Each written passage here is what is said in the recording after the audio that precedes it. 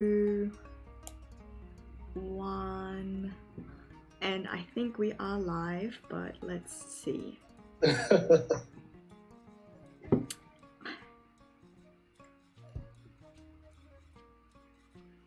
Yes, we're live. Okay. Hello, Manakama. Oh, awesome. Yeah, we're good. We did it. We did do it. Hello, my nakamatachi. This is JoyGirl, and we are back with another Let's Talk Wano episode with a special collab with Marco, the One Piece theorist. And our apologies for the delay, but there were a lot of technical difficulties. Hey, Marco, how are you going? I'm awesome, actually. Thanks for calling me. Like, coming to YouTube and talking about One Piece it's always very interesting. And I've been quite absent from the community for the past 2-3 years. So every time somebody calls me for some collab, it's also very nice. Thank you. Oh, not a problem, not at all. I really enjoyed discussing things with you during both the Reverie and the pre-Reverie. So I've been doing these sort of collab at Wano episodes since then, and I wanted to have a chance to just talk to you as well, because I felt like there were a lot of points where you and I agreed on some things, and maybe sometimes we were the only ones agreeing on certain things. So I did want to probably. Yeah, so I did want to get you in. So how? But you said that you've been, pretty absent from the One Piece community lately. But you've been. I imagine you have been still following the series. And you just haven't been Pretty talking much. about. Yeah. What is so then? I guess then this is a real for that reason I think it's a exciting time for everyone to hear your thoughts too. So just generally speaking, what are your thoughts on sort of like the recent developments at Wano? Wano has been amazing so far, and before the beginning of Wano, I had this doubt, like, Wano is by far the most hyped arc within the series ever. Like, everybody was expecting so much, and I was wondering, will Oda be able to live up to the expectation that's so high? And he's doing that. Like, Wano so far is amazing. Sometimes people are rushing into conclusions like, oh my god, all this Big Mom losing memory stuff, One Piece is ruined. Oh, time traveling. Oh, One Piece is ruined. Oda destroyed One Piece. But in the end, everything is playing a nice role. The pace, which probably was the main concern of a lot of people, the pace is pretty much enjoyable. Pretty much, compared to Dressrosa, oh my god, it's so much better. So I think that overall, Wano is living up to the expectation, maybe succeeding the expectation. Nobody was expecting Kaido's sound to be so nice, like, and maybe a Mugiwara, so who knows about that. So it's been awesome. It's an awesome arc. Yeah, I completely agree with you, and I know you're very busy. I know you've got a full-time job, and so creating content, like, it is a difficult thing to do, like, on the side, and it takes a lot of your time. But I think that's we've got a super chat. Thank you so much, Malice Slupus 42. Thank you for ending our So they've got a very sweet message of thank you for ending our collective starvation for Marco the Theorist content. So you've been missed, Marco. Just know that you have been missed. So sweet. Yeah. That's so sweet. Yeah, actually, I've been absent from the community, like posting videos. Actually, like, in the last 3 years, I started a very nice job position as a full-time teacher in a nice school in Brazil. Then I got a scholarship I went to Japan. I lived in Japan for 1.5 years. And the pandemics, I was trying to enjoy Japan the most. I came back to Brazil. I started a new job. So lots of things going on. And also, like, in firsthand, I'm about to get married. Oh, wow. Yeah. Congratulations. So, it's more than that. It's my fiance. I met her in Japan. She's Japanese. Oh, nice! Wow. And so I'm quitting my job and going back to Japan. We were married in December. I'm going back to Japan in January. So life is moving. Oh, that's very sweet. You found your One So Piece. yeah, pretty much. So yeah, things are like changing so fast in the last 3 years, Yeah. and I said that in the pre-reverie. Like I never consider myself like a YouTuber or Mm. something. Basically every YouTuber, especially One Piece YouTuber, they start like the same. Oh, I feel like making a YouTube channel. Let's have fun. Then when they see that things are, well, I can maybe make some money out of it or make it more professional, and then they take one step ahead. I Mm. never took this one step ahead. I always wanted to be like, okay, this is like my Instagram, but for One Piece fans. This is like the media I use to talk about One Piece, to have Mm. fun. I never monetized any video at all. I never made like money out of YouTube, like zero money. Oh. So pretty much like that. It was never my intention to take it professionally. Mm-hmm. For some reason, I managed to make so many good friends, and people started to enjoy the videos. My channel grew so much, even though I did not upload videos for so long. I've reached like recently 30,000 subscribers. Like, I don't know how, Another but big it's nice to know that. moment. Yeah, I mean, after that Kanjuro being a Mm. traitor video got right, I doubled the subs without uploading any video at all. So, but it's nice to see that people still like the content, and people still invite me for live streams and tweet me. I'm not active on YouTube anymore, but on Twitter, every time people talk to me, I always reply. I think it's a polite thing to do, and I love talking about One Piece. It's the moment in my routine that, okay, now there's no students anymore, there's no tasks to correct. It's just One Piece. It's lovely. Yeah, I mean, I know that you don't, like you say, you don't release frequently, but as you say as well, I think everyone loves it when you do. Everyone goes crazy, the community loves it when you do. And personally, I do like making YouTube videos a little more frequently and doing this, but I completely understand. Everyone give love hearts to Marco back. Let's see it going back in the chat. But and as I said, like I'm not. I have like zero editing skills. I'm a totally boomer. I'm not even an internet person myself. I'm more like a old-fashioned nerd who plays guitar and read books. So, like all my videos, I said that in the reverie, and literally only use PowerPoint, Microsoft PowerPoint, and the very old version of Windows Movie Maker that not even exists anymore. It's gone. It's gone. So it's pretty much everything I use for the video. So it was pretty much amateur. But there's some part of being amateur that I think that people also enjoy. Like, oh, this is a dude making videos. Like, maybe I could do myself. I guess. Yeah, some very people inspiring appreciate content. Inspiring content. I mean, I love that you're using PowerPoint. It's very true to your profession as a teacher. Pretty much. I remember seeing some videos back then, and well, I used to see like the font so small and it doesn't match the background. I was like, oh, come on, let's do it better. But that's pretty much it. Well, thank you so much. Well, I'm glad that you were able to join us. Like you say, I love discussing things with you, and the Kanjuro video that you mentioned. I think people the growth in subs. I think your growth in subs is very understandable. It's obvious that you take the time to actually read One Piece like carefully, and you pick up on a lot of the details, and you're really following the story. And I think people appreciate that. It seems like we've got Evil in the chat. Hey Evil. So Evil is another he's got an agenda. So Blackbeard and Octopus. I'm not too sure if you've come across his theory, Marco. But hey Evil. Evil's also a YouTuber to check out for some theories. Oh. Evil, or it's actually 333 Vil.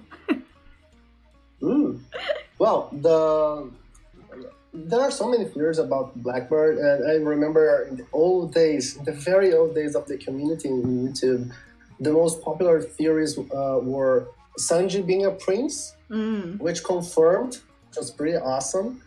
The Kerberos theory.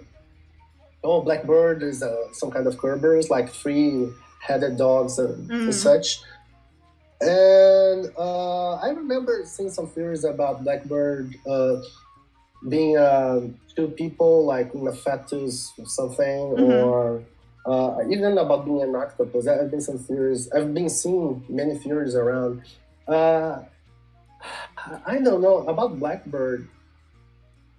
The secret seems like it's just in our face and we cannot see that, and it pisses me off. Like, what are we missing about it?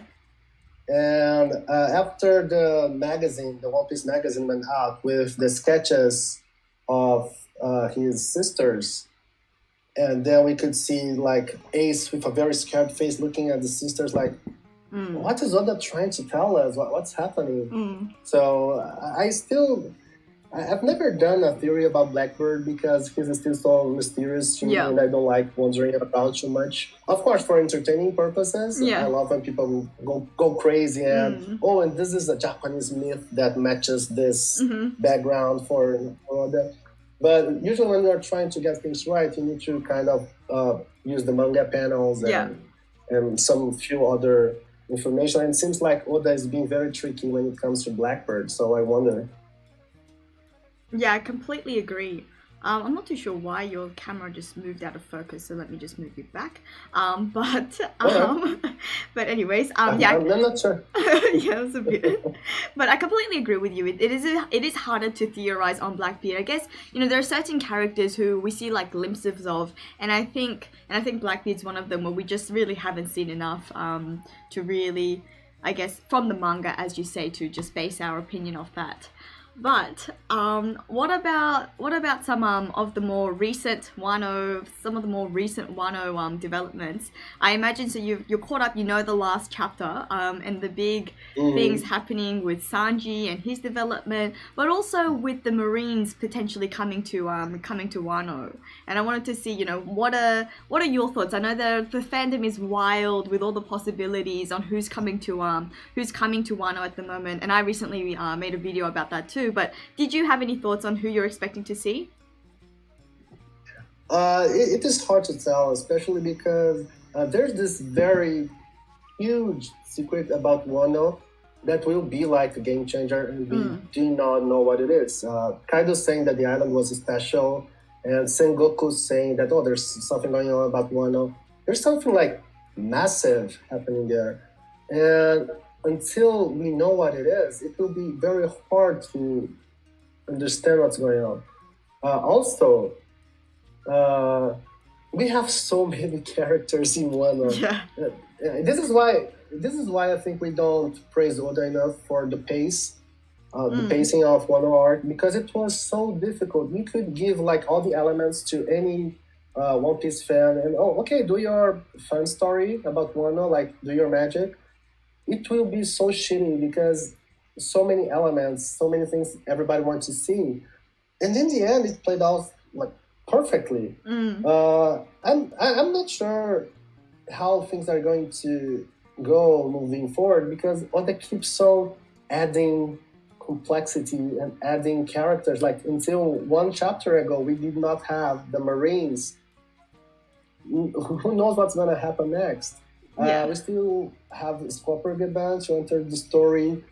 We did not know who was... This is a surprise. We still do not know who was the dude talking with Crocus, like with the hat from Wano. So another thing we don't know.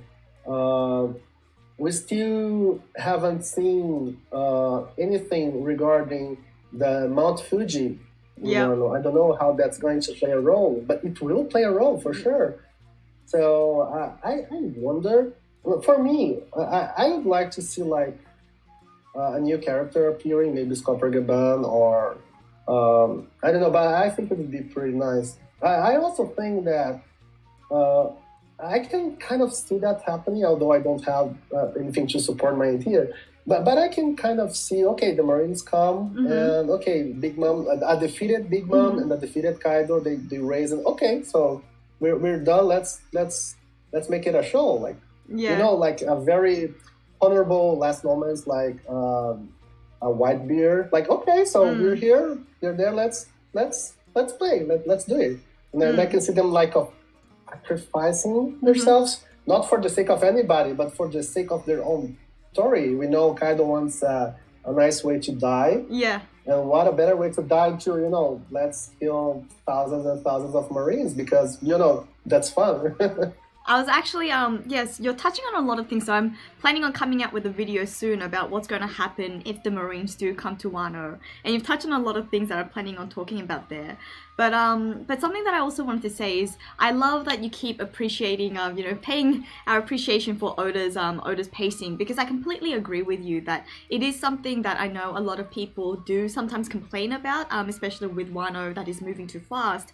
But it's actually something that I've come to really appreciate more and more. I know that the pacing pre-time skip tended to be a bit slower with more focus, dedicated to certain scenes, and now I guess especially on Onigashima, we're jumping from places to places. But I've also I'm not too sure whether you saw Yudoron, who's also a Japanese One Piece YouTuber who I think all of us have been introduced to through Ohara and his and their theory collab. But after seeing Ohara's videos, I've come to appreciate the pacing even more, because it seems like Oda likes to use his chapter title based off puns. So I think the way that he plans his chapters is to make sure that it's to align with those developments and those puns that he's setting up. And I don't know, I love that level of detail that Oda has for his story, and I think it just makes the story a lot more like rich in that sense. Yeah, those Goro Awase, which are those puns, word puns, they're very common in manga. Overall, it's not just Oda's doing. I remember one chapter from Hunter x Hunter. Yeah, right. That when they're in the ship, it's a manga exclusive. It's not on the anime, but they are on the room, and if you make the Goro Awase of the number of the room, it's like everybody's gonna die. Like, I'm gonna kill everybody, which had this tension in the air because it was a scene where it could pretty much happen, and it's quite common. It's quite common. I remember still within One Piece, Lucy's number in the Colosseum, which tracks to the chapter "Justice Will Prevail." These details are awesome. Some of the Goro Awase we see in One Piece, they're undeniable. Oda did that on purpose. The problem is when you have a story with more than 1,000 chapters, you have so many numbers in so many different situations, and you have so much freedom to create your own words, that knowing, okay, this is a clear foreshadow, this is not, it's so hard to tell. For example, of course, that if you have a cover page with Doro reading a newspaper and it's written Emma, of course this is on purpose. It's undeniable. Yeah. But sometimes things don't really happen. I remember all that hype. I don't know if you remember that, because there was this cover page, and it was written like a rest in peace and a number, which people, this is the number of a chapter. It was like 3 numbers. People were saying, oh, this is the chapter that Mihawk is gonna die, or that Zoro is gonna die. Somebody's gonna die in that chapter. And nothing happened. It was like, oh, we waited for like 3-4 years to see this chapter, and it was nothing. So but certainly Oda uses a lot of Goro Awase. And, well, for the bodies, it's undeniable. Even Marcus' body was like, people call that like beforehand because of the Goro Awase. So pretty much. Yeah, no, I see what I wasn't actually caught up with that cover page you were talking about with the potential death foreshadowing, but I did I have made a video about like cover pages and how Oda likes to use his cover pages before, and I do remember reading about that one, how everyone expected either Mihawk or Zoro to die, but we actually had and that reminds me that we actually had, I saw a question from someone that asked Marco, what did you think about ZKK? Or what do you think about ZKK?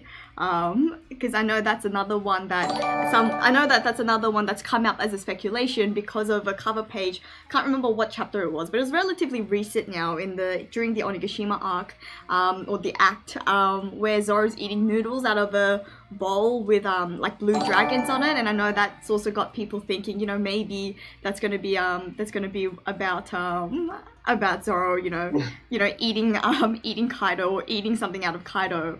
But I think we both said at the Reverie our thoughts about ZKK and how we're not.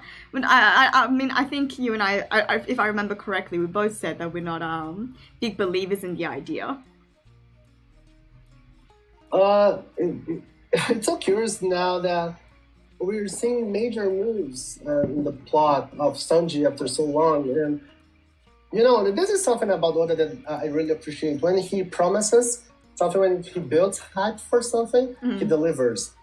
Always, he's been delivering for 20 years, and so when he did not really deliver very nice stuff for Sanji, it was not done yet. The real development is happening now. For Zoro, this is the thing. I know, and I'm not a hater. Don't hate on me on that, but we haven't seen anything really, really special from Zoro in a while. Oh, okay, his battle with Killer was okay. Yes, it was. Oh, he cutting Pika was okay. Yes, it was. But Zoro is so much more than that. We haven't seen many character development in a while. So now seeing all this drama with he possibly being Shimotsuki, which is pretty much in our faces now, I believe there are many interesting things coming. I'm in the same page as you. I don't like the idea that you mentioned, but still, I think we're gonna see. I think Oda will exceed our expectation regarding Zoro. I'm expecting nice things. I completely agree with you on that.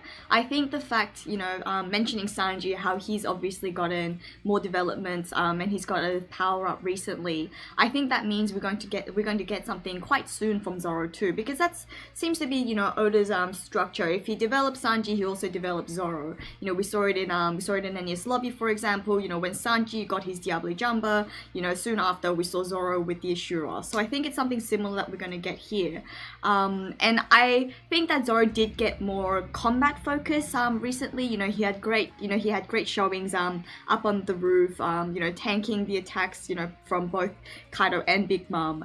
But I think that we're still going to get Zoro's story here, which is also something that's new, right? About his lineage, or his potential lineage as a Shimotsuki, which is something that I know a lot of us had predicted before, or a lot of us had speculated on before. I know I certainly made a video on it.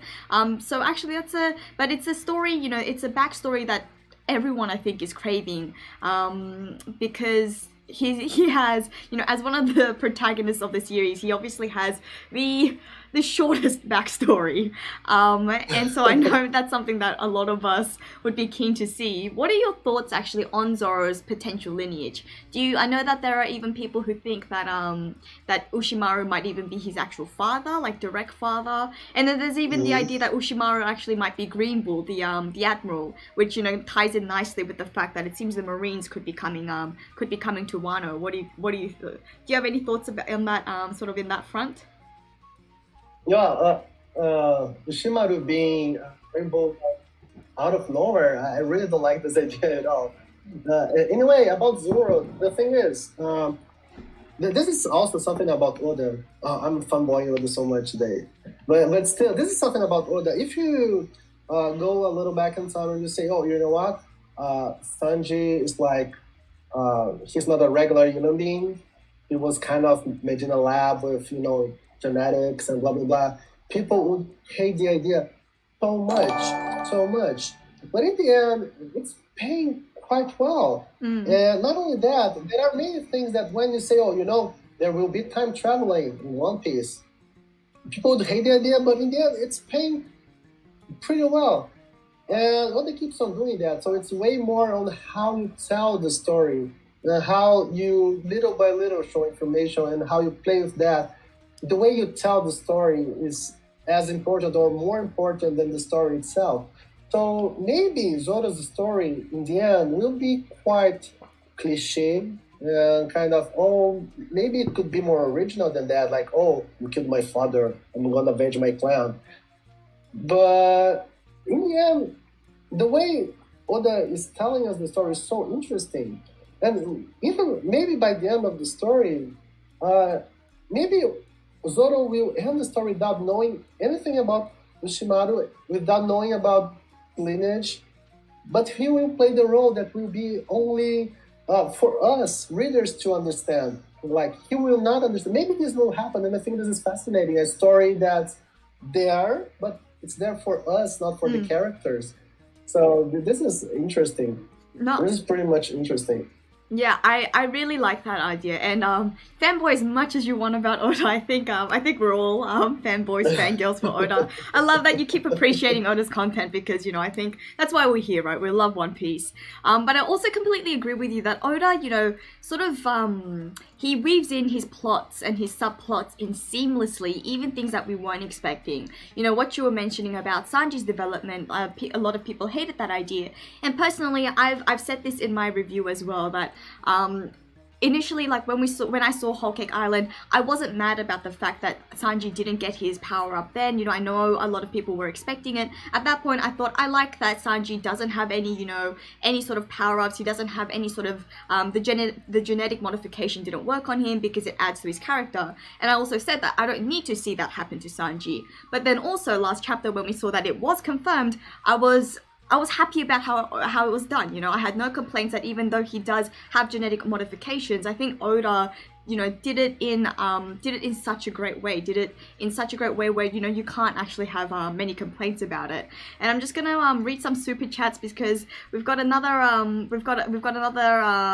let me just go back up to it. Another Brazilian here with us, Tiago. Hi, Tiago. Thanks so much for the super chat.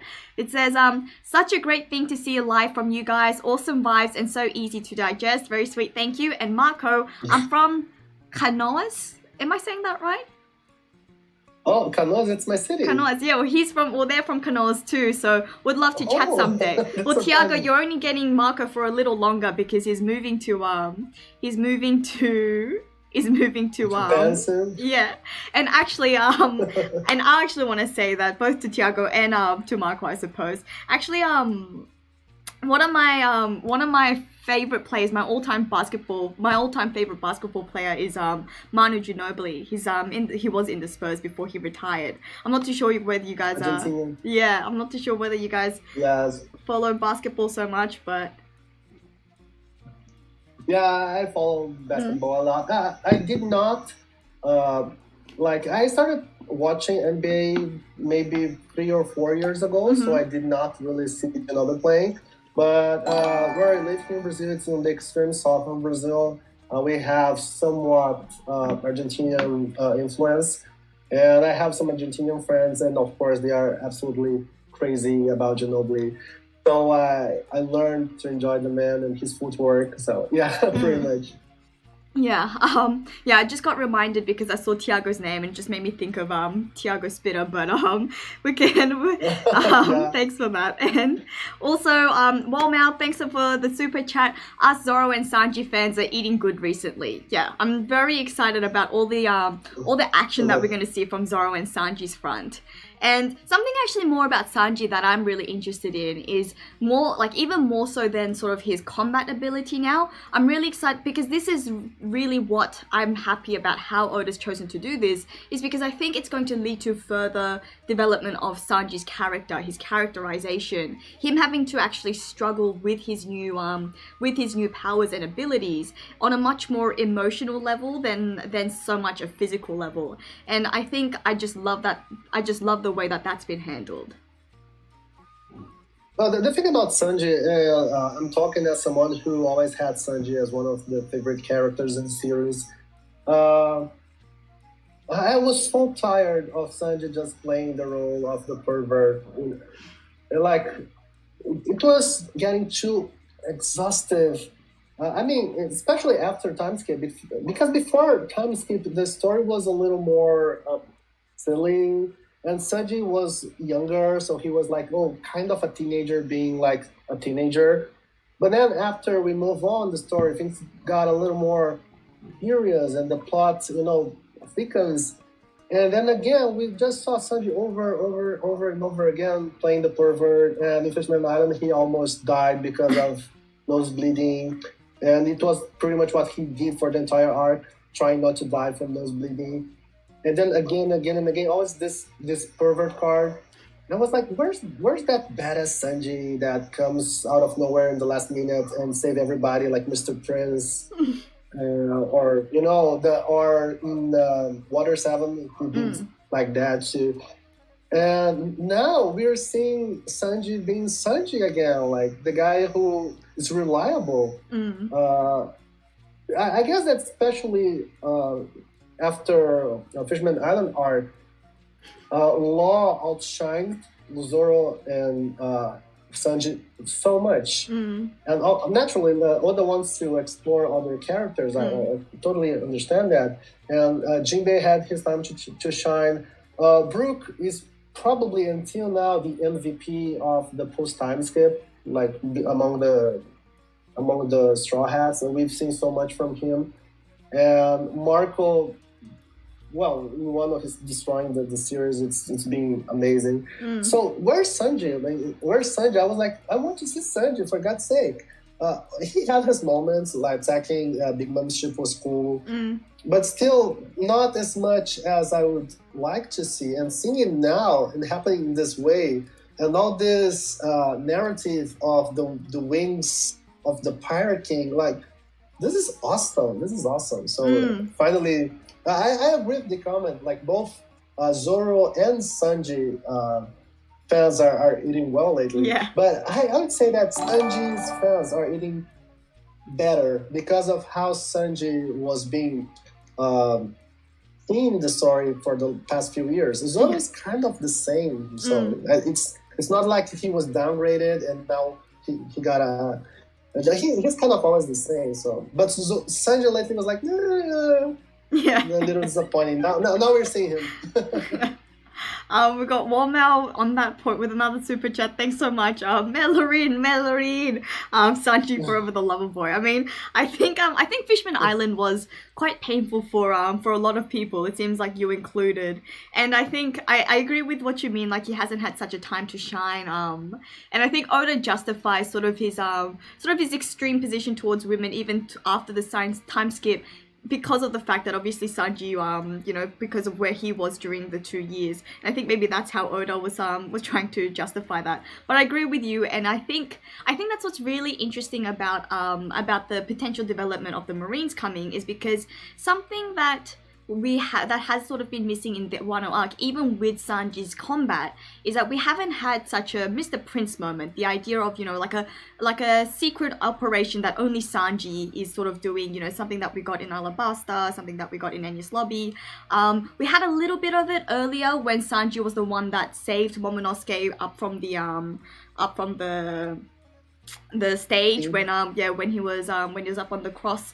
But I guess apart from that, we haven't had such a moment like that with Sanji. So I was thinking maybe that's something that could be developed if the Marines do come, and we could get another one of those Mr. Prince type moments. And I know that I read this comment earlier and I forgot to mention it.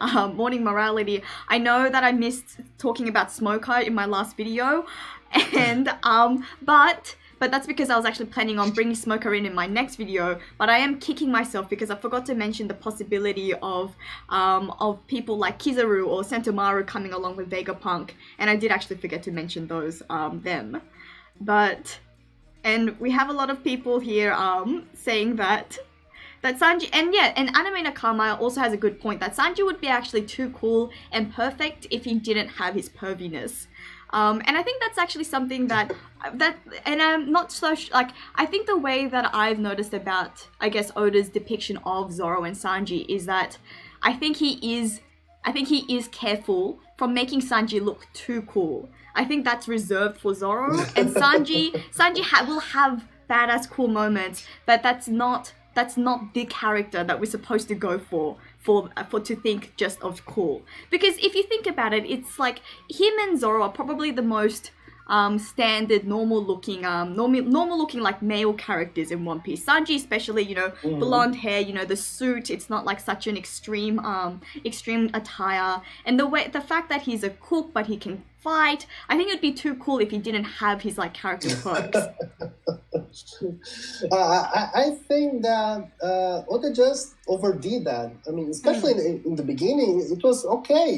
I mean, well, come on, we've been watching anime and reading manga for a while. Having this kind of character is very standard, and it works. It works. People like it. I know that in the Western, people are a little more resistant to these pervy-like characters, but like I lived in Japan, and I can say that people think it's pretty funny. And it kind of works in a certain way, but still, it's just that Oda overdid that. That was the point. He overdid, like again and again, arc after arc after arc. Like it was a little too much.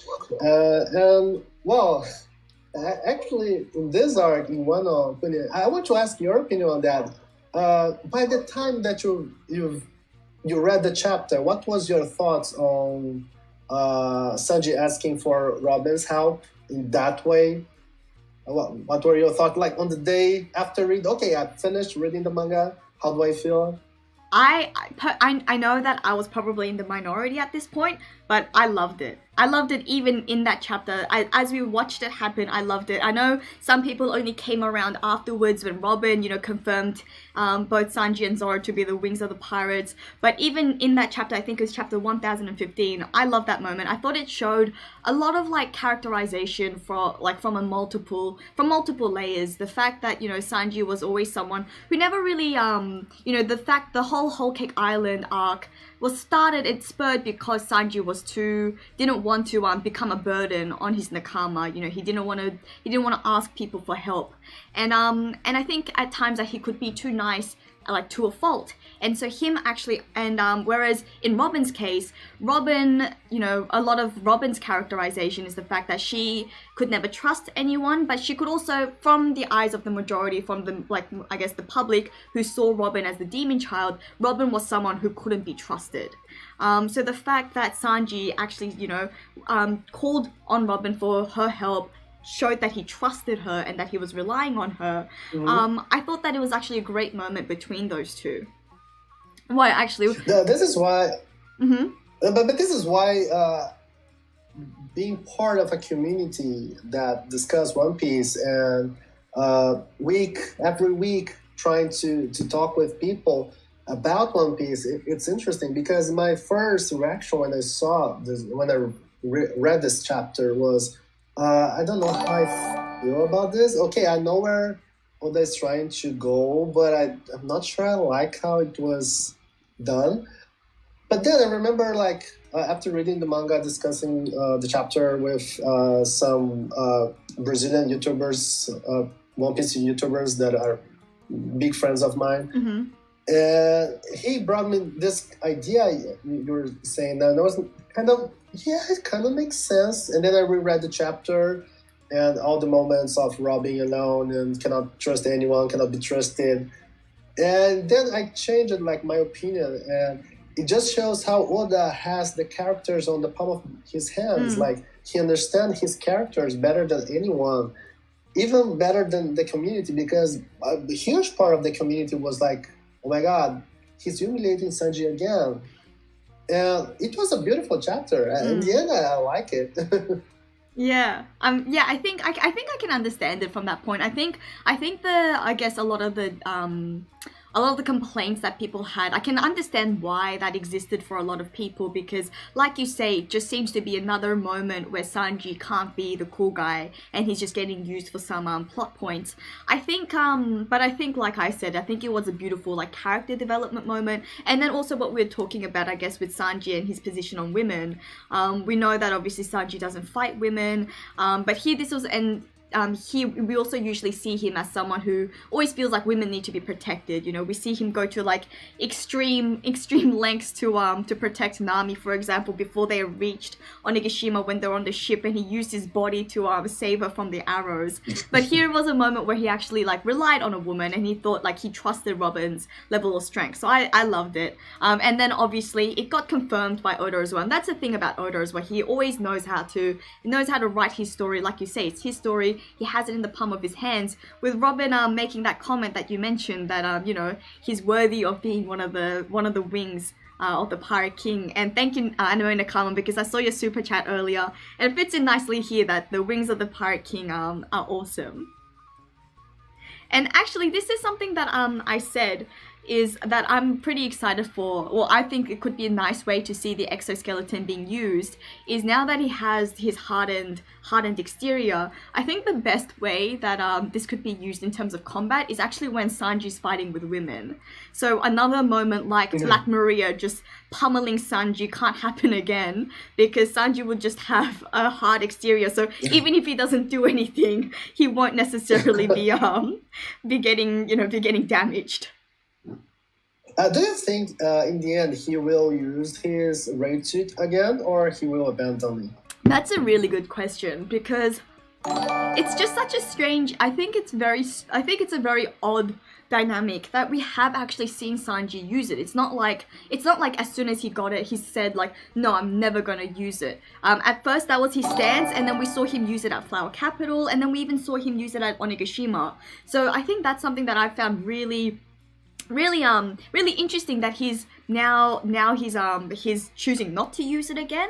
So I think it must be a very special moment when he does it again. And I'm even I don't know if he's going to use it by the end of Wano, because what I'm hoping is the next time we see him use it, he will actually have made the modifications that were hinted, I think, at the Flower Capital. What do you think? Yes, pretty much. Yeah, that's why I think, to begin with, we started a plot regarding Sanji's background on Whole Cake Island, and it's not done yet. There are things about Whole Cake Island that there's still unanswered questions. First, why the hell Sanji's mother is called Sora, the same name as the marine hero? It makes no sense. And who, like the marine hero itself, with the robot with the seagull, who is it? Who is this guy? And so many other things. Even the timeline doesn't match at all, because these comic books about the Vinsmoke, they've been there for a while. Like, Vito is a grown man. He said that when he was young, he used to read. And Law is the same. He used to read when he was young.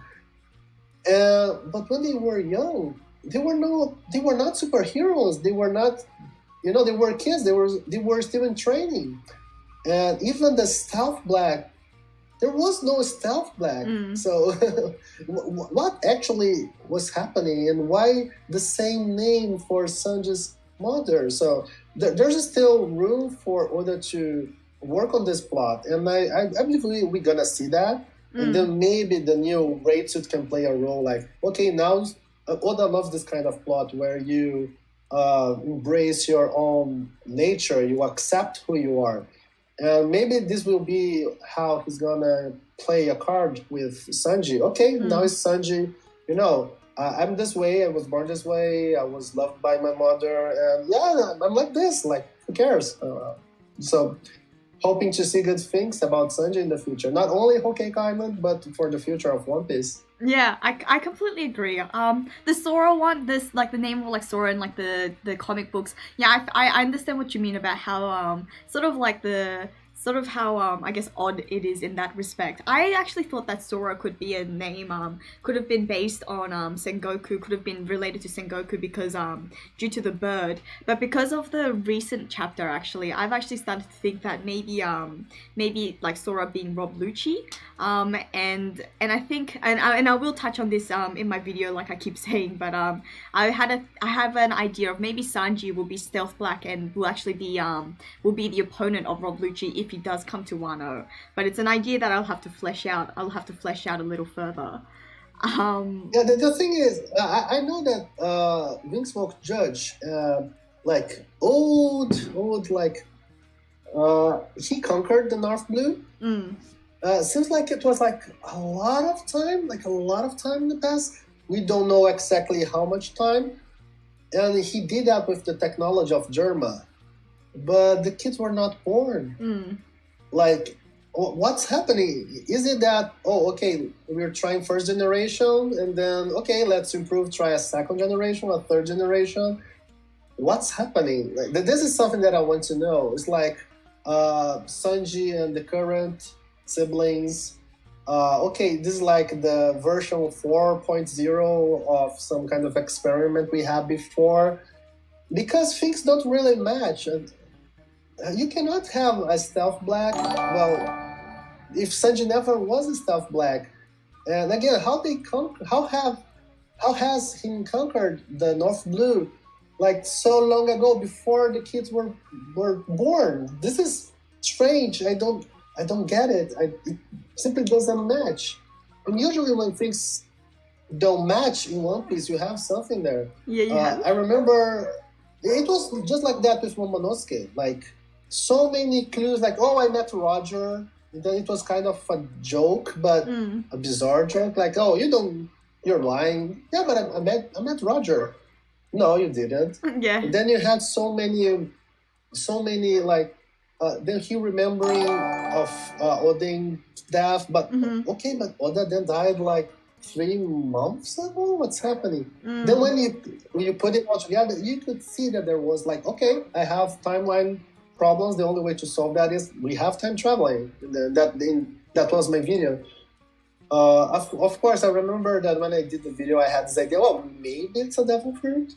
And then I was like, no, this is too wild. We cannot have a devil fruit for that. Then I was like, oh, maybe Wano, like, as it talks about old version of Japan, maybe it's a country like lost in time. That's why nobody can name it, because it's like lost in time. You have like a timeline of its own, like the training chamber in Dragon Ball or something. So it's literally stuck in the past. Yeah, right. And that was my idea.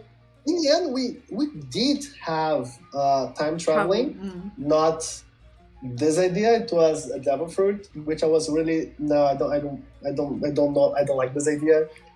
Well, nobody liked the idea. Like, just as soon as Oda told us, okay, we have time traveling, but it's just for the future. People are like, okay, I can take that. Yeah. Okay, it's good.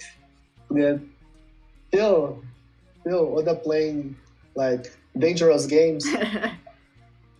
No, I know what you mean. The time, I'll have to go back to check the time frame of what happened with in the North Blue, because the comic strips were supposed to be propaganda, weren't they? So I always thought that it must be like something that was propagated by maybe the world government or something, and then maybe it was just like based off their knowledge of maybe like what what Judge was developing at that point, even though they hadn't actually been created yet.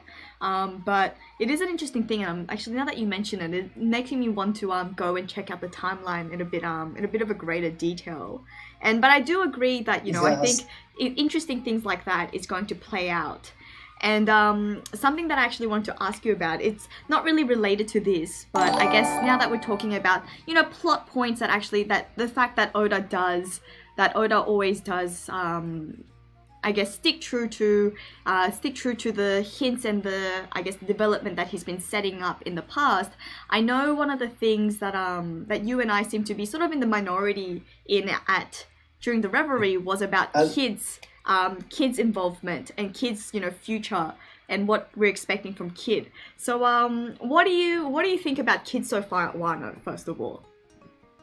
But this is something that we talked about that on the Reverie, so we're kind of in the same page. But just as I said earlier, every time Oda builds hype, every time he promises, he delivers.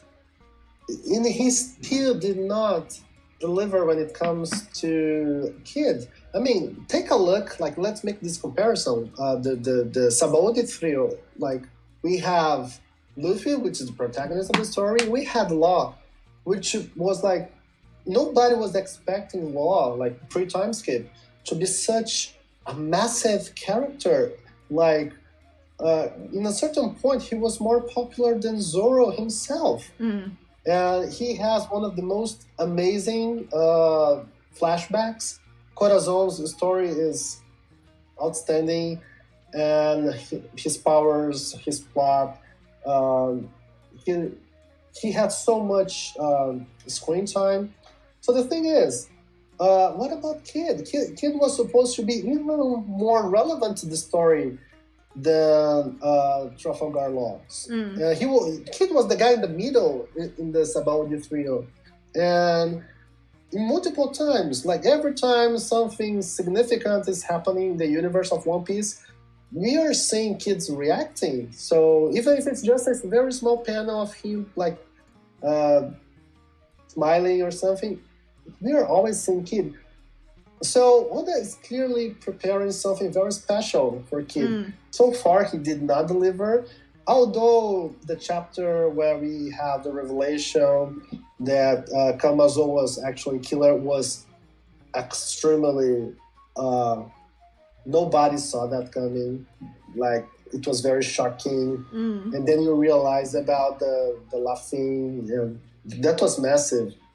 Still, I really hope to see more things from Kid, and I believe we will see that. I don't remember if it was in the pre-Reverie or if that was on a Brazilian live stream I took part, that I talked about that what I wish, like what I would like to see, and back then I said I don't think it's going to happen, but what I would like to see is Luffy and Zoro getting on Kaido, and then the other supernovas going for Big Mom. And I want, naturally, Luffy to beat Kaido. And I want Kid to beat Big Mom. And I said, I don't think it's going to happen. I don't think we're going to have this matchup. But that's what I would like to see. And then, well, things are going in kind of that direction. I don't know if Kid will be able to beat Big Mom. Maybe in the end, Luffy will beat Big Mom too, because he promised to beat her in Whole Cake Island. But still, things are going that direction, and I think it's pretty interesting. Also, I'd love to see Kid using his powers better than creating a giant hand. I mean, oh my god, I wish I was his physics teacher. I could teach him to use those powers so much better than he uses. Still, he got Law now as his backup. I think they can beat Big Mom. Of course, Big Mom is way stronger than both of them combined. But that's sad. Like, it's a matchup. Sometimes, the stronger is defeated by the weak one. So who knows? So, but I really want to see Kid dealing with the situation himself and beating a Yonko. It brings hype to the character. Then maybe in the after arc, we can see like a huge bounty in Luffy and Kid. So it's like, and in Law also. So it's like the supernovas, now it's their time to shine. The supernovas got this big boost in their bounties, and that's it. I would love to see that. Also, One Piece is ending somewhat soon. Not that soon, but somewhat soon, and most part of their story is gone. We still don't know a damn thing about the D's. If Kid happens to be a D, just like we did not know that Law was a D until not that long ago. So if he happens to be a D, maybe he can also play a part in this situation. So we will have Teach, we will have Luffy, we will have Law, we will have, if that's the case, a Kid. So maybe we can play something to that direction too. But I really want to see more things from Kid. I think his character design is awesome. He probably has some kind of interesting background story. We need to see some kind of flashback to know more about his background. He's by far the tripulation that we know better. We know Heat, we know Wire. It's not like that for the other supernovas, although we kind of know some members of Lost crew members of Lost crew. So still, I really want to see good things from Kid, and I still believe that this is coming. We're gonna see something very nice from Kid. Yeah, I'm glad. I'm so glad. A lot of the things I know that you and I were on the same page, but a lot of things you just said are things that I've been saying as well. The idea I didn't know that you said that about the supernovas taking on Big Mom, because that's something that I've said is I'd go a little bit different than you though, because instead of just Zoro and Luffy taking on Kaido, I'd like to see the whole of the Straw Hats take on Kaido at some point. And maybe it's when Luffy is sort of figuring out his newest development, like after maybe he gets. I personally think that Luffy's gonna get knocked out once more. I think he's gonna get defeated by Kaido once more, and whilst he's recuperating, that's when the Straw Hats are gonna help protect him, and then Luffy's gonna join the fight again, and then he's gonna take the he's going to deliver the finishing blow on Kaido. And I said that I'd like to see the supernovas do the same with Big Mom, and then like you say, maybe Kid get that final blow as well. So I completely love that idea.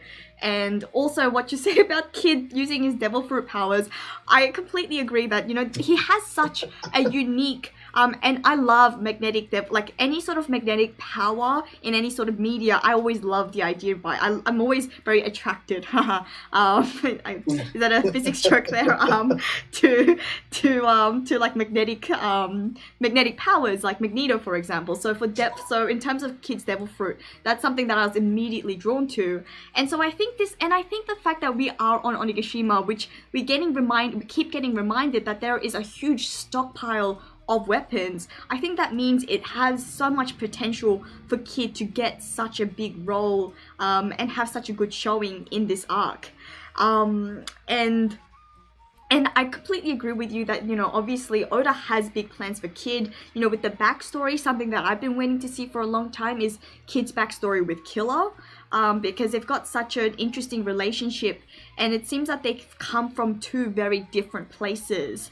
You know, when we see, I think, you know, during an SBS, I think Oda once drew all the supernovas when they were children, and Killer and Kid just looked to be so were very like in contrast with each other. So it makes me very curious as to how these two formed the bond that they did. So I completely agree with you in that sense. I remember that long ago I did a theory about Kid having some kind of relation with Frankie. Not like a blood relation, naturally. But when we see both of them, well, first of all, it's very tricky when Sanji first talk about, oh, you know what, I'm from the North Blue. Like, what? You're not from East Blue? Like, yeah, I'm from North Blue. It was very suspicious, and it confirmed.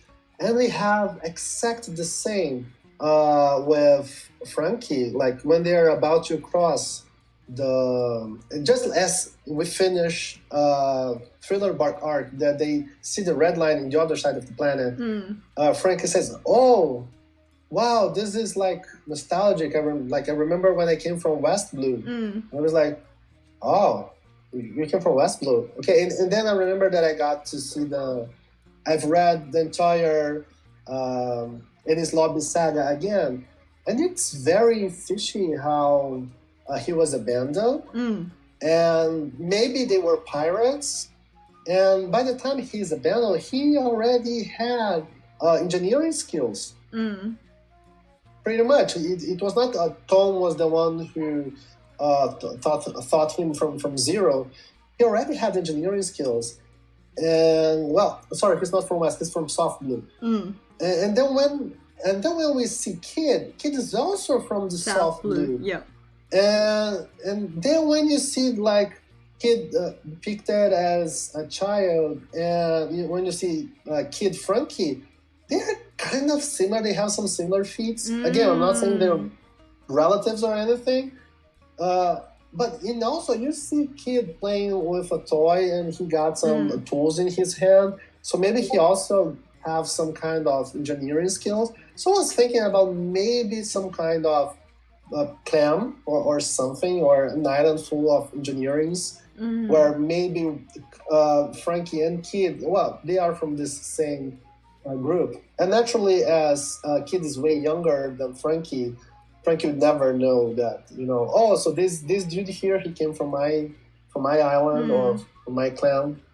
Not at all. Still, we need to see Kid's flashback. I'm looking forward to that. Yeah.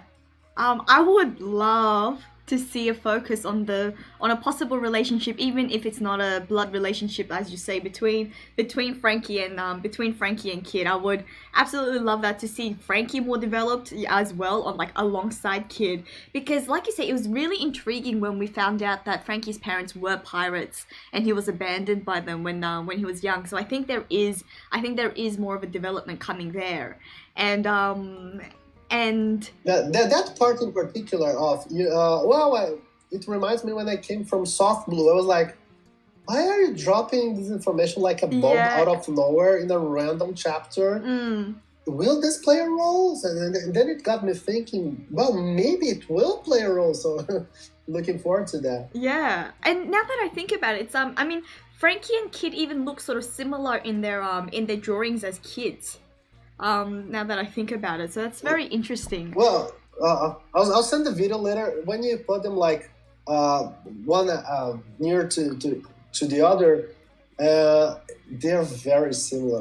Like when they are young, when they're both young, they even have the goggles, and they're really the spiky hair. Yeah, Like, yeah. of course, The idea of Kid playing with a Yeah. robot as well, Frankie being a cyborg, that's very interesting. the eyes, they have like a strong eye line. So yeah, it got me thinking. So still, this is very funny when we stop to think about the Straw Hats, because all of them, they have potential for further exploration of their backgrounds. Like we don't know nothing about Nami's family before getting to Orange Island. We don't know nothing about Brooks' past. Okay, he used to work for a kingdom in West Blue, but we don't know nothing. We don't even know why he went to the Grand Line before the Great Era of Pirates. Yeah. Because after Roger, okay, the people are going after the One Piece. That's why they ventured themselves on the Grand Line. But after that, why were they traveling throughout the Grand Line? There was no One Piece. There was no treasure. It was not the Great Era of Pirates. They even left Laboon behind because they had something to accomplish that was never explained.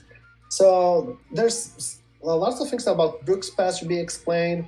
There are some mysteries about Nami's past. There are some mysteries about basically every character. This is intriguing. Although we have more than 1,000 characters of One Piece, we don't know nearly as much as we should know about the main characters in the story. Yeah, I completely agree with you. And because you mentioned Brooke, I just want to give a bit of a shout out to Dawn, who's not here at the moment, but Dawn's also one of our Joyflip members. Also, recently started YouTube, who's made a theory on Brooke's background, and the king and his kingdom, and the Rumbar pirates, because she's a big Brooke stan. So she's got a good interesting theory as well for everyone if they want to check it out. And Amiri, I see that you're heading out. Thanks so much for being a great mod. It's a bad time for you to be heading out, so you're gonna have to watch this part later, because I was actually going to ask Marco about your question, because I found this really interesting. Well, it's not a question, but your comment that going back to Kid playing a huge role, but it won't be necessarily combat focused, and because it seems like Kid always, takes the losses in combat, but then he still manages to gain notoriety for his other feats, and that's something that I've seen as a reason why I think Kid is going to have a big moment, but still not as a big moment as Luffy, because with what we've seen, I suppose, in the story is, like, it seems like the way that Oda, even though Law got that, I know some people like to say that Law got that major focus because he ended up becoming a popular character, so Oda just decided to give more focus to Law and just decided to hold back on Kid, and maybe even discarded that with Kid. And I would actually disagree and say that I think even after Law got his focus, Oda's actually been still shining that light on Kid, because even if we don't see it, because obviously he's not the main character, we still hear everything that Kid has been doing. So when we see that, every time that Luffy gets a win, we see that something something similar is happening on Kid's front. When Luffy enters the alliance with Law, we see Kid entering that alliance with Hawkins and Apu. You know, the fact that they also had very similar feats in the fact that, you know, Luffy obviously defeated a commander, whereas Kid, we didn't hear that he defeated a commander, but we know that he was able to injure one of them. We know that he fought Shanks and he lost an arm, but he still survived, you know, going up against one of the Yonko. So I think it's interesting. So I think he will get something on the sort of same level as Luffy, but maybe just slightly less. He will have a slightly bigger, slightly smaller feat than Luffy will, but it will be sort of in that same level. This is something that's very true about how Oda plays with Kid. It's just like Kakashi in Naruto. He's a very strong character, but because he's strong, Kishimoto used him so many times to lose through a stronger character to create some hype. And that's just what happened with Kid in One Piece. One thing that's so hype, Kid has Conqueror's Haki, which is massive, which is like absolutely massive, especially now that we could see that when you go to the very high level of fighting in One Piece, if you don't have Conqueror's Haki, you cannot pass through the defensive Conqueror's Haki, just like Big Mom and Kaido make use. So Kid having Conqueror's Haki is massive, like massive. So I really believe we're gonna see more of Kid and all this unwavering will he has. You know, don't back down. It's awesome. So it's coming. Maybe it will not be on Wano Kuni arc, but it's coming. It's coming, pretty much. Yeah, and actually now that talking about Conqueror's Haki is it's something that I was actually going to touch on. It was interesting when you said that maybe Kid would actually be one of the D clan, because something that I always saw was that it seems like when obviously Luffy is part of the D clan and he also has Conqueror's Haki, and it was as if Oda sort of split those characteristics when he made the Supernova trio by giving Law the D and then Kid the Conqueror's Haki. Two ways to really hype up characters in One Piece is either to make them be part of the D clan and to give them something like Conqueror's Haki. It seems like he split that up with the characters. And Amiri has a question for you. Do you think Kid will get advanced Conqueror's Haki? So so you do think that he'll be able to fuse his attacks with Conqueror's Haki?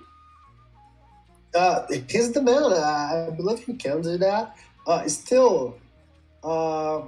really prefer more than anything seeing him making good use of his development, because as strong as Luffy is, the big boost in Luffy's strength was understanding the possibilities of his devil fruit. And for God's sake, Doflamingo can do like strings. What a stupid power. And take a look at everything Doflamingo can do with strings. He can fly, he can control people, he can make internal surgeries. Making good use of your power is crucial in One Piece. Well, we are not seeing that with Kid, and I hope we do. So I don't know. Some people talks about maybe Kid using his power to use that giant, massive sword we've seen in Onigashima. That's a lovely idea. So there are actually many speculations about some possibilities of battle within Onigashima arc, like maybe Big Mom giving life to the school itself. That would be massive. Kid using the sword would be massive. Maybe Kid could make use of that gunpowder in Onigashima too. So the possibilities are there. We just need to see how Oda is going to play with all of that. Yeah. No, I agree. I think we are going to see like probably a less convincing win from Kid, as in maybe that will be the step down that he gets from Luffy, where his defeat over Big Mom will be a bit bit of a less convincing win, where it's sort of like a bit of a grey win with Big Mom. But I think if he's able to tap into the Conqueror's Haki and like into the coding aspect, I don't think we'll see a lot of it. Maybe it'll be like the last attack where he's finally sort of figures it out just towards the end. But I also agree with you that seeing his devil fruit is really what I'd like to see as well. You know, I keep saying it, but yeah, I love Kid's devil fruit. Even the idea of maybe, you know, now that Yamato's heading towards the bombs, maybe Kid will be able to utilize the bombs that Yamato's, you know, that Yamato sort of, I guess, digging up from that basement room, and then he'll be able to explode it on Big Mom or something. To begin with, why the hell isn't Kid using his powers on the podium? By God's sake, your enemy have a huge sword in front of you that you can just, you know, go to the sea like, phew, ocean for you. He's not even trying. He's still gathering like metal in his hand. Oh, I'm gonna give you a slap. For God's sake, no, this is wrong. This is so wrong. He could, you know, he could be launching stuff as a machine gun. He could be using so much. Yeah. I don't like thinking too much about it. It's a little depressing. I think we'll see it. I agree with you that we will probably see it. And it seems like Dawn's in the chat, so thanks. Hey Dawn. So you were quiet earlier, but yes, no worries. I'm glad to see you here, and bye Anshuk. Have a good night. And Jonathan, you just joined. Have they mentioned about Killer being connected to Kid and that dynamic during the battle? Yeah, so we were talking about Killer and Kid, and I was only saying that I'd like to see their backstory. But I'm not too sure their dynamic. Oh, is this okay? Actually, you know what? This is actually a good question. Maybe for the future of the battle, all the developments happening with Hawkins. And how Hawkins is, you know, tied up his life. What are your thoughts and expectations for that?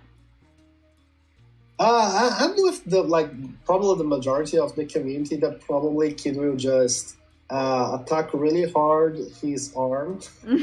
So well, Kid lost his arm, so probably it will not be a problem to attack Hawkins' arm, and maybe that can play a role.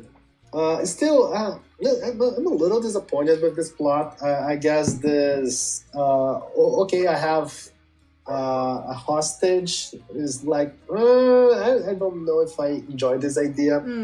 I think it's a little too repetitive. I know One Piece has more than 1,000 chapters, so some things repeating is okay. It happens, but still, when it's just too similar, Dressrosa was kind of similar to what we've seen in Alabasta. I think it's a little disappointing. But still, let's see how Oda plays with that. I'm still a little worried about this new plot that came last chapter about, you know what? Capture Robin. We want Robin.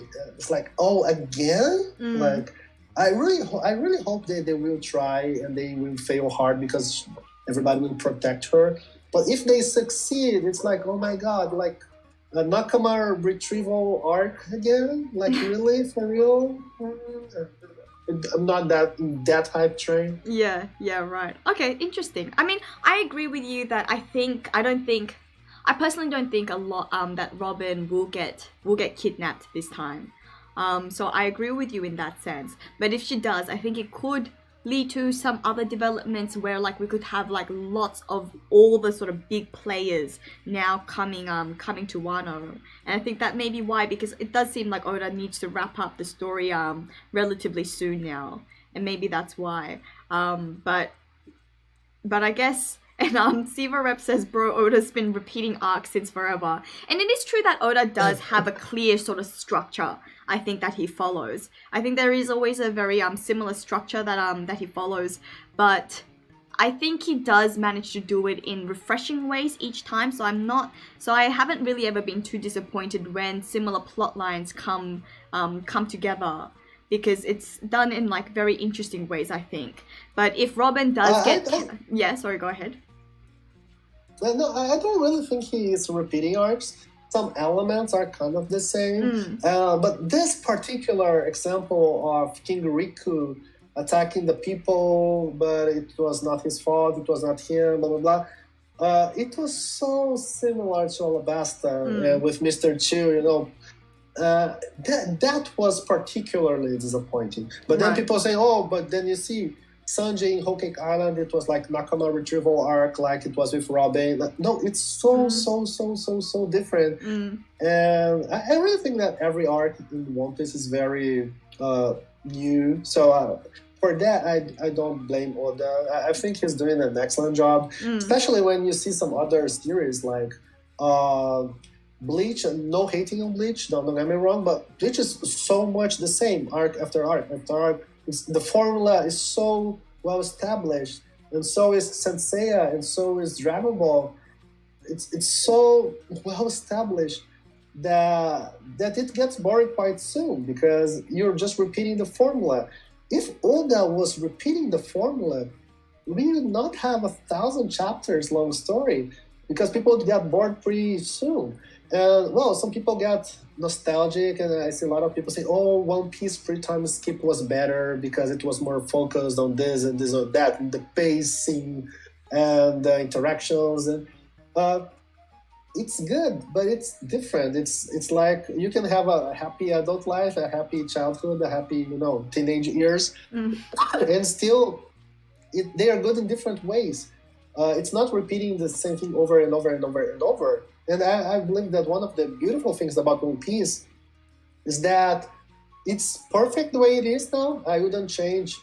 Maybe I'd like Oda to come back to his old drawing style and to the pacing. No, it was awesome in the 2000s, and it was awesome like how it was in the 2010s, and it's awesome now. It's different and it's awesome. So this is a part of how nice it is. Yeah. I agree. I think I saw earlier what I didn't get to answer the question because we were sort of moving on, but I think I saw a question. I'm sorry I missed it then. I got asked what I think about how the paneling is so I guess it's like a lot more packed, jam-packed with lots of drawings than it was, it tended to be a lot more simpler in the past, and I actually like it now. I think it's amazing that Oda like goes to that level of detail because you see things happening in the background that you really have to pay close attention to because Oda really does pack in so much detail in each panel. So I completely agree with the yes. At the same time, I believe that in the battles in Wano Kuni arc, Oda is trying to make more clear panels. Like Whole Cake Island was especially polluted. Dressrosa was very polluted, like when it comes to all the background in the panels. But I think he's kind of coming back to his previous style. I know that in Dressrosa, the battle with Katakuri, in some panels, not all of them, but in some panels, it was so polluted with so many action lines that sometimes it was hard to understand what was going on, and even like trying to understand the movement. Like this is something. If you need too much help to show your movement, maybe it is because you're not putting enough effort on just the character itself and how it moves. Well, of course, I'm not teaching drawings through Oda, by God's sake, he's the master. But still, it's something that I think that he had more time to do on pre-time skip because it was a little more simple, the panels.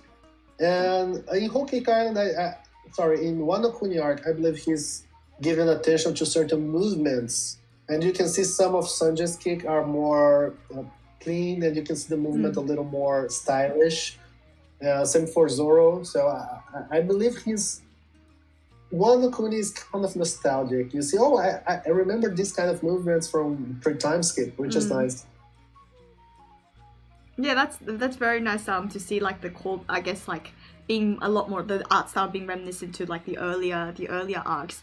I actually I only started reading the manga from Fishman Island, and I was actually watching anime up to Fishman Island, and I've gone back to read the manga, so it was a very different experience for me, having watched the anime, switching to the manga, and then going back to see the manga for the earlier arcs. It's really fascinating to see like the development of the art style in that respect. And I told Marco that we're going to cap it to an hour and a half, so we've got about 10 minutes left, and we're actually running overtime if we think about the fact that we had so many technical issues, so we didn't actually start on time. So thank you so much for your time. And so if you guys have questions, then let us know. I'll be reading the chat to ask any questions, to answer any other questions. But something that Siva Rep said about was that Robin has been foreshadowed to be captured since Zoe, so it is going to happen. And I think it is one of those cases that even though right now a lot of us are saying like, I don't know about having another Nakama retrieval arc, if it does indeed happen that Robin does get captured, I do believe in Oda that it's going to be done in a way where it still feels fresh. It still feels a little different, and it will make sense within the story because, like Siva Rep says, that it was sort of teased possibly at Zoe when they said that line about Robin saying I'm not scared anymore. I don't need to have any fear because I've got strong friends who'll protect me. When Nekomamushi, I think when they were saying that you're being able to read the polyglyph means that there are going to be big people coming after you, not just the Marines, but it could even be like people like Blackbeard, for example. So could be Big Mom, and we saw the focus on this in the Wano Kuni arc as well in Nigashima. Big Mom and Kaido have been stressing that they need Robin. They want Robin. They can kill everyone, but do not kill Robin. And I don't think that we're going to see. I don't think we're just going to see the strong friends who protect Robin as being just limited to the Straw Hats. I think it could be. I think this will result in a nice way for the Revolutionary Army to come in, for example. And I think it could even be used for Robin to sort of be the catalyst for another big war. I still think that maybe Oda is just playing this, okay, I'm gonna do something repetitive, but maybe it will be just an intelligent card to put on the table to show how the Straw Hats improved. So, okay, like pre-time skip, Robin was kidnapped. It's not happening now. And maybe some kind of similar card can happen with Sabo. Like, okay, exactly. Pre-time skip, he could not save his brother. He died in that way we've all seen. This is not happening now. So if by any chance we don't know what happened to Sabo, maybe Sabo is good, maybe he's sound and safe. But if it happens that he is in a vulnerable position where he will need Luffy's help, maybe it's time to show, well, this is not pre-time skip anymore. I was not working my ass out in that island with Rayleigh for nothing. Yeah. So maybe we can see that. I completely agree with you that it could tie into plot lines like that about what happened at the end of the reverie. I will say that the only thing that I don't like about Robin getting captured though is that does mean that we're probably not going to see the big party at the end of Wano. And I'm a big believer that we will see a party at the end of Wano. I'm a big believer that we will actually get that feast. We see it at the end of every arc, and I just think that I just really feel like the Wano citizens need it. And that's why I think that it'll make more sense for the Marines not to become a big threat at the end of Wano, to actually to take over as they plan, or as some people have predicted, because I do think we're going to see that great banquet, that great feast, because Wano has been such a tragic arc, and the Wano citizens have suffered so much, and this feast has also been delayed. They said that they were going to have a big drink when Jinbei showed up, and then they've delayed it again because he wants to celebrate with Wano. I just don't. If Robin gets taken, I don't see how that's going to work out, which is why that's the only sort of reservation that I have. And there are multiple possibilities for the Marines not to be able to go to Wano. When we stop and think about it, even like Big Mom's crew, like they're not dead, like they're somewhere. So. If by any chance they saw, oh, okay, we have Marco here, this is a problem, something's going on, maybe we will need some big brother backup. So what if they were like, okay, we lost Pero, we don't know where he is, Big Mom is not here, I think we need big brother. So maybe Katakuri can come, and he's a beast. So many other possibilities, like the Grand Fleet, some new character, Shanks. There are so many possibilities that maybe they will stop the Marines, and then they can have the banquet. Mm-hmm. Still, maybe one or like when we have some saga ending within One Piece, it's always very game changing. Mm.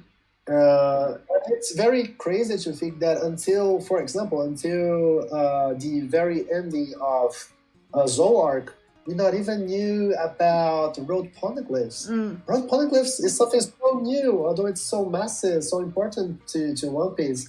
And basically, after Water 7, we came to know about the Yonko, we came to know about Yeah. Luffy's father, like all in one chapter, Mhm. everything. And so I really believe that Wano maybe will be the most game-changing in between arcs ever. Yeah, Maybe. I agree. There's some huge secrets there that ties to the very secrets of One Piece itself. What is One Piece? Why is it that what's happening in this year specifically? That's a huge deal. That's why they were sent to the future in like 20 years specifically. Is it an astronomical event? Is that an eruption? What is happening in this particular time? That even Roger said, "Oh, we were too early." Yeah. So, and then he tried to prepare his own son, like to be the one to do something that we don't know what it is. Well, they have the diary, so there are people there that they know about the secrets of Odin and the secrets of Roger getting to One Piece. Maybe by the end of the arc, we will know what One Piece is. Maybe there's a possibility. Some people tend to think that, well, we'll just discover these secrets about One Piece at the very end of the story. But maybe that's not true. Maybe we will discover it now, and then the plot will develop based on what One Piece is. So we have these amazing possibilities that people don't think enough. Like, have you ever wondered that maybe by the end of this chapter, I'm not saying I believe it, but maybe by the end of this chapter, we will discover who Joy Boy is. We will discover what is One Piece. We will discover part of what happened in the Void Century. There are so many things on the table that maybe we will discover by the end of the arc, and they will be so game changing. Maybe we will know about Imu. Maybe we will know about Vegapunk. So the end of one arc is so exciting, and even when we see the in-between acts of Wano, they were so massive. We were introduced to Shebek. We were introduced to, we had the Reverie. We had something going on with Sabo and with the other Shichibukais. So at the very ending of Wano Kuni arc, there's a bomb coming. I'm hyped. Thanks so much for that, because I I keep saying during the stream, I completely agree. I've always been saying that I've been saying for a while that it really feels like Wano it feels like one whole half of the story. It feels like I know that we're obviously past the halfway point of the story in terms of length, but it feels like Wano holds so much within the arc, and so I think a huge reveal. I am definitely anticipating a huge reveal, and like on the mention of like road poneglyphs, I know that we still have yet to found the road poneglyph, but it's even so. I've always found it really intriguing that we actually have 2 normal poneglyphs on Wano as well, and we actually haven't found out what it says on those poneglyphs yet, because it's true that the road poneglyphs are important to find out where the One Piece is, but a lot of the history and a lot of the mysteries about the world has also been contained on normal poneglyphs. We found out in Alabasta, for example.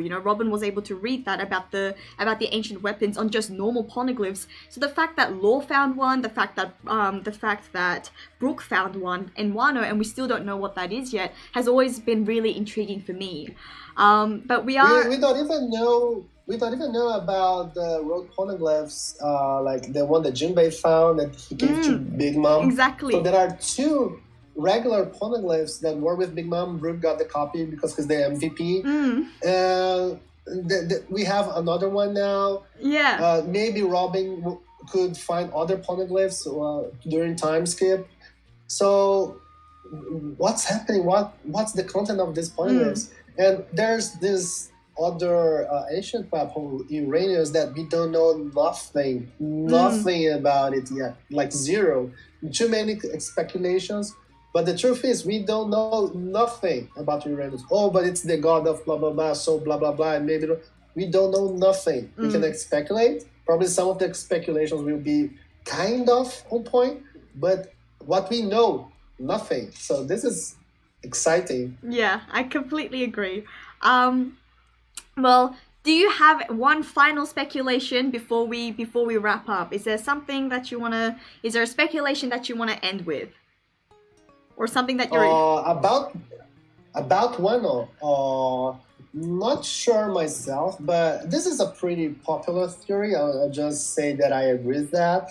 That probably Tengoyama Hitetsu is Sukiyaki. Yeah. This one, like, and I believe he will be the one to teach Momonosuke how to write and read the poneglyphs. So I think that this is something that we can put our coins on. There's something about Mount Fuji. Like, there is literally something about Mount Fuji. We don't know what it is, but it is coming. I agree. So be prepared. And I think it's very fishy that we do not know where the road poneglyph is.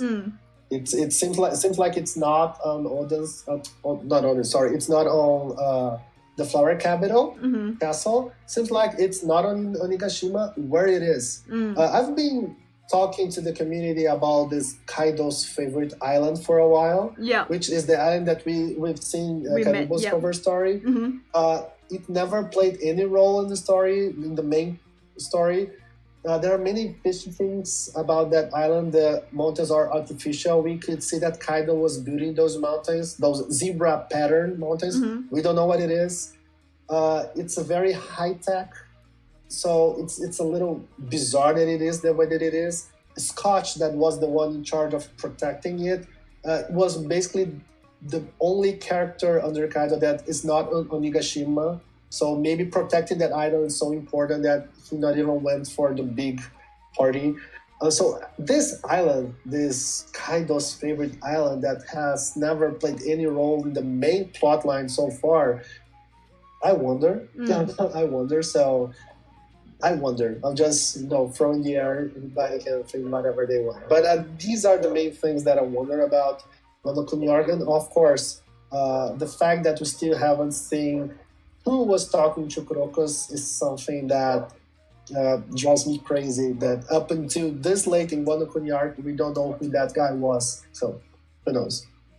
Okay, well, thank you so much for your time. And thank you for being so generous with your time. I really had a blast discussing Wano and discussing One Piece with you today. I don't know whether you have any immediate plans for a new video, but everyone, if you haven't already, make sure to subscribe to Marco, because if you enjoy theories, if you enjoy speculations, even to watch his old videos, it's a lot of fun. And if you like speculations that are actually based on the manga and actually have a lot of basis to it, then his channel is definitely the channel for you. A big huge congratulations to your wedding again. I don't know, and good luck with the move going back to Japan. I'm very excited for me too. Yeah, for One Piece, but also for your future. So yes, thank you so much for inviting me. Especially after I moved to Japan, the time zone difference will be like 1 or 2 hours at most, so it will be probably way better to schedule some collaborations. Yeah, for sure. It's very nice being here. Always feel free to send me a message. And it was very nice being here today. Thank you so much. Okay, thank you so much again, and thank you for everyone in the chat. I hope you have a great weekend. So we obviously had our Let's Talk Wano episode in lieu of our chapter reaction stream. If you haven't already, go check out Marco. Go also check out the Joyfleet Discord server, because we've got games night coming up next week. So make sure to join in, and I'll make an announcement there. And okay, I will see you guys again soon. Bye-bye. All right, bye.